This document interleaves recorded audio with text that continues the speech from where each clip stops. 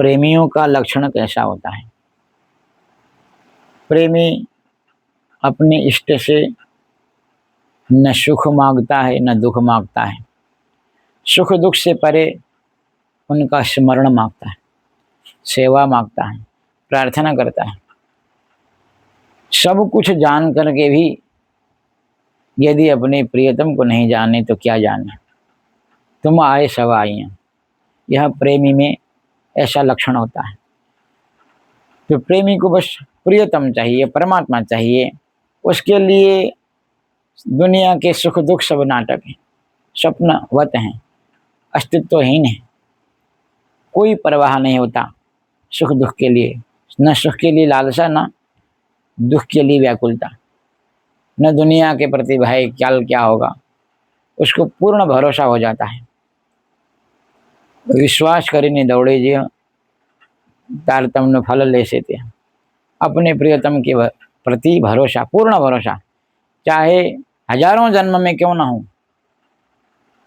हाँ, मेरे प्रियतम मुझे कभी छोड़ेंगे ही नहीं। उसको तो इतना भी पता नहीं होता कि परमात्मा क्या करने वाले हैं, और जानना भी नहीं चाहता कि इसी जन्म में पार करेंगे अथवा हजारों जन्म देंगे।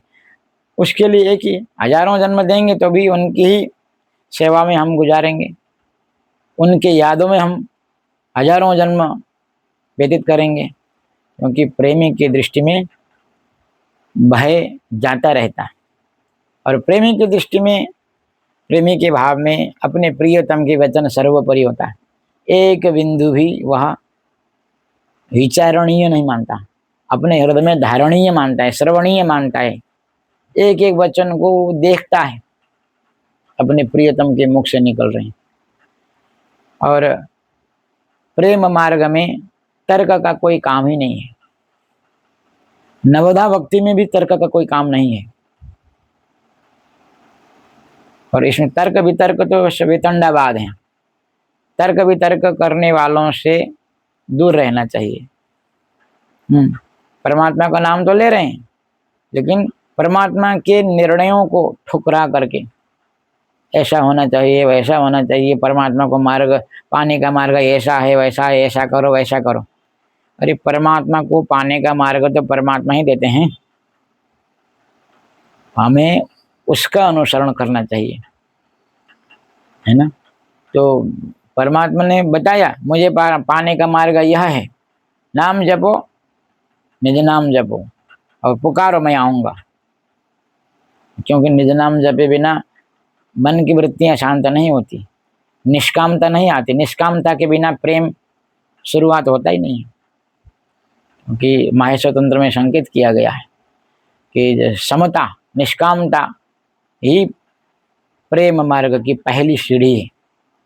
इसलिए सारे कामनाओं को छोड़ देना चाहिए सेवा के द्वारा। हम धनी जी की सेवा करते हैं, सेवा पूजा पद्धति से एक एक प्रहर प्रहर की सेवा करते हैं, अपने सारे कर्मों को अर्पित करते हैं, बार बार याद करते हैं, हे धनी मुझे संभालिए, मेरे कर्मों को संभालिए, मेरे मन वचन कर्मों को संभालिए, मुझे अपने में लगाइए। धनी जी सुनते हैं। यह दूर वाला मार्ग नहीं है, ये साक्षात वाला मार्ग है, प्रेम का मार्ग है। और अपने धनी जी रिझ जाते हैं, परमात्मा रिझ जाते हैं, जो परमात्मा सदगुरु बन करके आए। मूल में तो वेद थके ब्रह्मा थकी गए शेष में। हम अपने सदगुरु जी के वचनों को, जागृत वचनों को, सेवा पूजा के जागृत वचनों को छोड़ करके, निज नाम को छोड़ करके मैं परम धाम में हूँ ऐसा भी कहेंगे, सोचेंगे तो यह विचार, यह वचन कहाँ जाके विलीन होते हैं? मन के आवरण में। इसलिए ऐसी चेष्टा क्यों करें जो व्यर्थ है, हम ऐसी चेष्टा करें कि जो सार्थक हो। इसलिए जागृत वचन, सदगुरु के वचन को आश्रय लेकर के जो कोई खोज करे सदगुरु की शब्द में लिखी पाए, तो यही प्रेम है। सबसे पहले तो सदगुरु जी के वचनों के प्रति प्रेम होना तो प्रेम का संकेत है। प्रेम की गाड़ी आगे बढ़ेगी। तो फिर प्रेम को समझने के लिए तो बुद्धि भी उसी प्रकार की चाहिए। प्रेम को प्रेम ही समझ सकता है ना। इसलिए हमें सदगुरु जी के वचनों में लगना है, व्यक्ति के पीछे नहीं जाना है, तर्कों के पीछे नहीं जाना है, कुतर्कों के पीछे नहीं जाना है। नहीं तो जीवन जरा सा जीवन है चला जाएगा, फिर बाद में पछतावा ही पछतावा होगा। इसलिए पछतावा हो इस प्रकार का काम नहीं करना है। हाँ, जितनी जल्दी हो निज नाम में लगना है, अपनी वृत्तियों को शांत करना है। ये प्राण निकलने से पहले सारी वृत्तियां उनमें लग जाएं। ऐसी इच्छा के साथ में प्रार्थना करते हुए, अपने कर्मों को संभालते हुए, अपने वचनों को, मन को संभालते हुए धनी जी में लग जाना है, परमात्मा में लगना है, सदगुरु जी के आदेश में लगना है, तो हमारा जीवन चरितार्थ हो सकता है। क्योंकि आपने टूठा आधार, और प्रेमी तो हर हमेशा यही देखता है कि परमात्मा सदगुरु मुझे हर पल देख रहे हैं। अहनी से ले छो हमारी सार, तो मोहजल शू उतरू शू पार, है ना। मोहजल शू उतर शू पार, मोहजल से पार होऊंगा जब मुझे आप रात दिन हर पल देखोगे। देखने का भाव तो केवल प्रेमी में हो सकता है। का तर्क करना, कुतर्क करना, निज नाम की उपेक्षा करना, और निज नाम प्राप्त करके फिर उसकी उपेक्षा करके फिर दुखी होना, ये तो बहुत आश्चर्य की बात है। निज नाम पा करके निज नाम का जप न करना, फिर तो बहुत दुख की बात है। और फिर उसका मजाक उड़ाना, मजाक बनाना, तर्क करना, कुतर्क करना, समाधान के ऊपर, ब्रह्म के समाधान के ऊपर तर्क कुतर्क, वाह। तो ये तो फिर ब्रह्म के वचनों को भी उल्लंघन करना हुआ।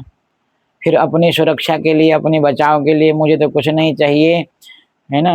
मैं तो सम्मान भी नहीं चाहता हूँ, मान भी नहीं चाहता हूँ। सब लोग निज नाम, क्या निज नाम को छोड़ें, सब लोग सदगुरु का फॉलो करें, दुनिया में ब्रह्मवाणी फैलाएंगे।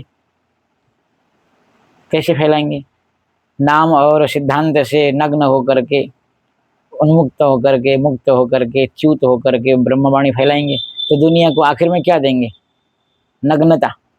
ये दुनिया में यदि वाणी फैलेगी तो सुंदर साथ एक मुष्ट होकर, एक दिल होकर के निज नाम जाप करेंगे, केवल उनके प्रेम की प्राप्ति के लिए, न कि दुनिया की प्राप्ति के लिए, और उनकी सेवा करेंगे। तो ये सेवा का प्रताप, सुंदर साथ के जप का प्रताप, सेवा का प्रताप सारे दुनिया में फैलेगी, तो सबको अच्छा लगेगा।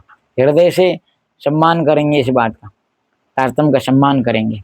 तो एक होना होगा निज नाम के प्रति, सदगुरु के प्रति। अपने ईगो का त्याग करना होगा निज नाम के प्रति, सदगुरु के प्रति, अपने आत्मा की खातिर।